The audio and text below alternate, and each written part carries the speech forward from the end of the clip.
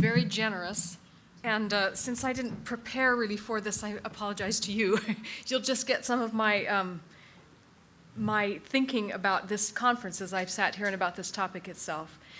LDS Charities was begun 30 years ago, it was the LDS Church's response to the famine in the Horn of Africa. During that time, there was, all kinds of rock stars and politicians and everybody interested in doing something. And the members of the church also asked, so they donated small amounts of money, $10 million was raised, and then the question was, how do we administer this? So we sent some people to the Horn of Africa, and we started learning about humanitarian aid. And over those 30 years, we have been actors in a lot of different partnerships, and we have become a faith-based organization that does about 1,000 projects in about 100 countries every single year. And it's been interesting over the years and time. There are a lot of good things about being a faith-based organization, and there are also some prejudices as we run into those. And I thought today I might talk about, Pete and I talked in the hall the other day, about three common misperceptions or three barriers that get in the way of faith-based organizations doing more effective work. The first one we have already talked about quite a bit at the conference, and it is the perception that faith-based organizations might use their projects or their opportunities to proselytize. This is widespread, and I ran into it it was probably 2 years ago. I think I even talked about this earlier, but I had been invited to the United Nations in one of the conferences, and it was actually featuring the work of faith-based organizations. So LDS Charities was there to speak, and I came and spoke. 90 minutes I spoke, and then after it was over, I opened up the floor for questions. And one of the questions, a woman in the back, it's a room of 500, she raised her hand and she said, now look, let's just call a spade a spade. You are not in this to help people, you are out this to get members for your church. And there was scattered applause around the room. And as I listened to this, I recognized that this isn't not just a perception that is floating out there a little bit, it's something that we have to hit dead on, because it gets in the way of us doing the kind of work that we want to do and we should be able to do. So there is no question in anybody's mind that the Mormon Church has a brand of boys on bikes and white shirts with ties, and if you want to know about that religion, they will talk to you and happily teach you. But this is a separate part of the church's identity, this humanitarian outreach, and it must remain separate. And a lot of my work is educating and teaching other partnerships about why they must be separate. And as we have heard many actors here today, and there's a lot of research about it, you cannot connect proselytizing or conversion or even a soft sell information about your faith with people who are in extremity. They are vulnerable. They have been through so many difficult things.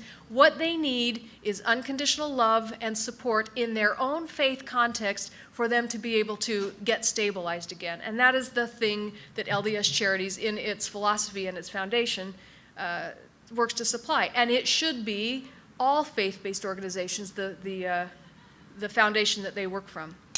I thought I would just give a quote. This is from Joseph Smith, who is the first president of the Church of Jesus Christ of Latter-day Saints, but it is a full philosophical foundation for what we do, and I, through my own work in 30 years over this time, I have found this to be true for almost every faith-based organization that I work with, because if you do not follow this philosophy, you can't last for very long. The other actors will not allow you to have the credibility that you need. So anybody who has worked in this a very long time follows, for the most part, these principles, because it is the only way and the road to credibility. The quote is, and this was given in 1842 at a time when our faith was under extreme persecution, religious persecution in the United States. The vision of this, I believe, is speaking more about modern day than it was in 1842 when it was given. Joseph Smith says, "We are to feed the hungry, clothe the naked, dry up the tear of the orphan, and comfort the afflicted, whether in this church or in any other or in no church at all." So it's all about conversion is one of the barriers. The second barrier that I would bring up is, I'm just calling it segmentation. I don't know really what to call it, but by all means, all faith-based organizations can keep their doctrines and their practices, but why do we have to preserve the unimportant things that are dividing us and these little segmentations that that keep us all so different from each other. People will ask, do you revere the Pope? Or are you a Trinitarian Christian? Or is it Abrahamia or Adamia? Or these categories are really red herrings, and they dilute the power that could happen if people of faith would be able to join powerfully together. And instead, I think we ought to, and in lots of places do, focus on the commonalities that faith-based groups can agree upon. So the space is large enough, certainly, to work in those ways. Ban Ki-moon in 2011 held a conference at the United Nations, and it was in recognition of the fact that perhaps the United Nations had excluded faith-based organizations too much. He said, as we look around the world, the largest actors of actually doing practical work are the faith-based groups. And so let's bring them into the community. In fact, it's why they invited me to speak at that. It was a part of a bringing of faith-based groups in for greater understanding. And I thought, what if we were committed to non-segmentation? What would happen? Brian Grimm, in the first session on Tuesday, gave a very interesting example. He showed those self-reliance vocational materials that had been prepared.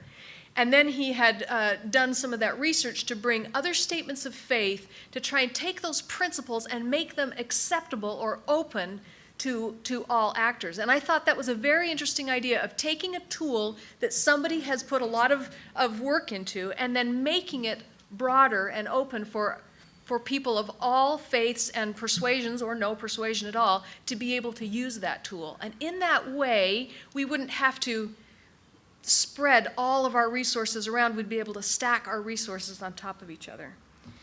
I thought I would give one other example. If you create non-segmentation so that groups can come together and actually all work on the same problem at the same time.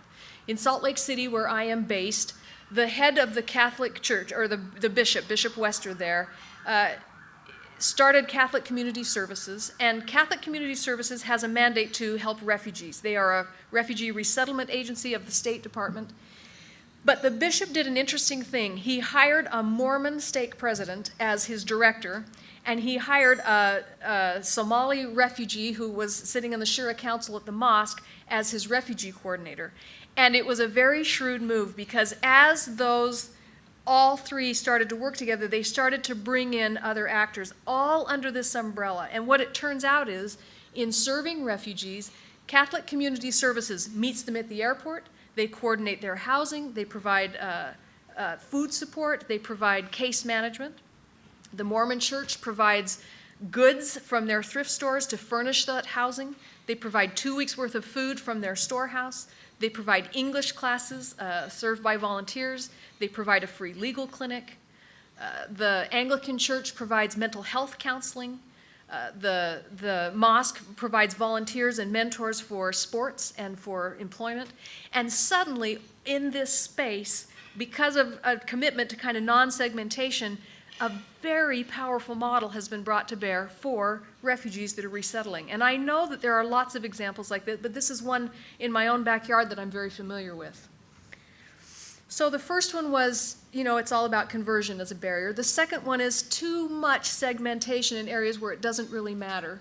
And the third one is this prevalent idea that values-neutral assistance is somehow better. It's somehow preferred.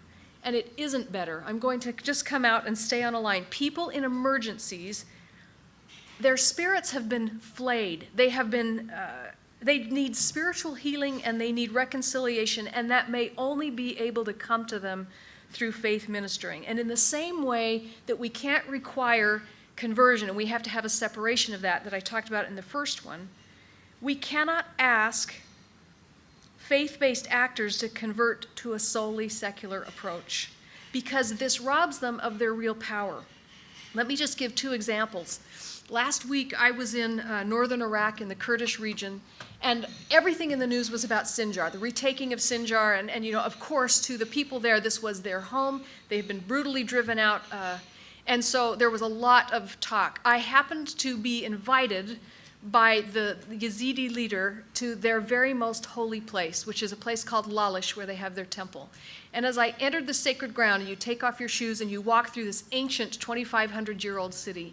There were women there that had just come from places where their daughters had been taken, their sons had been killed. They had just discovered the mass graves that they were opening up. And these women had come to Lalish because they needed spiritual sustenance. They wanted to be close to the temple. And this happened over and over again until the 27 families that are at Lalish as the custodians were completely overwhelmed. They had thousands and thousands of Yazidis that were there that wanted to feel spiritual sustenance because of the trauma that was taking place in their community. They came to their most holy place, but they had been through horrible circumstances, and they needed food, they needed clothing, they needed just basic kinds of things. And so there were other actors, LDS Charities included, that came to the aid of the Lalish Baba Sheikh, the leader, who asked, is there anything you can do for us? And so they provided that food and that clothing and those kinds of things that could be distributed by the 27 families. Nobody put their label on it. Nobody said, hey, this is a gift from us. They just wanted to minister to those people in a spiritual way, in a feeling of brotherhood and sisterhood that they could feel. That's one example that happened from Lalish. A second example is a story that I just recently read, and it's such a compelling story. It happened after World War II in the Netherlands. And everybody knows the history. The German Nazi army had brutally destroyed Rotterdam and Amsterdam. They purposely bombed the downtown area, and everything that happened, some people had to collaborate, other people resisted. There was so much tension in the Dutch community because of this. And as the war ended, as the Germans retreated, they burned, they stole, they bombed out everything. So there's just this massive cleansing of the earth, behind them. And then the Dutch people were left with absolutely no food. The famine that happened as that withdrawal was happening was just of horrific proportions. And so the Dutch government got seed potatoes, and they gave them to people mostly as an effort of hope, but they asked people, plant these. And through the spring and the summer, they nurtured these little potato patches, and kids before they went to school would look at them, and everybody was watching because their harvest in the fall was their hope for the winter, that they would never have another winter like the one they had lived through before. And as it came close, there was a Christian congregation that the priest said, if our situation is worse, it's even worse in Germany, and we ought to think about donating our potatoes to the Germans. And there was just this outrage of, we will never, ever do that. These are our bitter enemies, and we will never forgive them, and we are never giving them anything. But he continued to talk about it. Week after week, he kept bringing this up. And finally, the congregation started to feel a little bit of softening. And in the end, and I cannot imagine how this happened, they agreed to donate not a portion, but all of their potato harvest. It turned out to be 70 tons of potatoes. They put them in railroad cars, they harvested them, then put them in bags, and they sent them over the border into Germany. And as the German people came, and each family was given a sack of 25 pounds of potatoes, they just wept. They couldn't believe that the Dutch had done this for them. And that one act did more to resolving the bitter feelings between these two countries than any program that could have been put together by any State Department and any NGO. That is the kind of ministering that happens when people born of their faith try to minister to each other in their extremity. So I just summarize with these three things, the three barriers that occur, and we ought to recognize them and actively work around them. The first one is it's all about conversion, and I think we need evidence, and we need to share evidence that that is not true with faith-based organizations. And when it is true in those cases, we need to confront those and make sure that they are worked on. The second one is about segmentation. I think this is an area where we can do a lot more work than we have done in the past to actually augment and make efficient and really bring together an aggregate help. And the third one is do not require faith-based organizations to lose the heart of what they are by following a secular model. And I would just say that I have seen many organizations and many examples of these things as I have worked. We are trying ourselves to be good examples of this. But in the question and answers, I have a question for the group.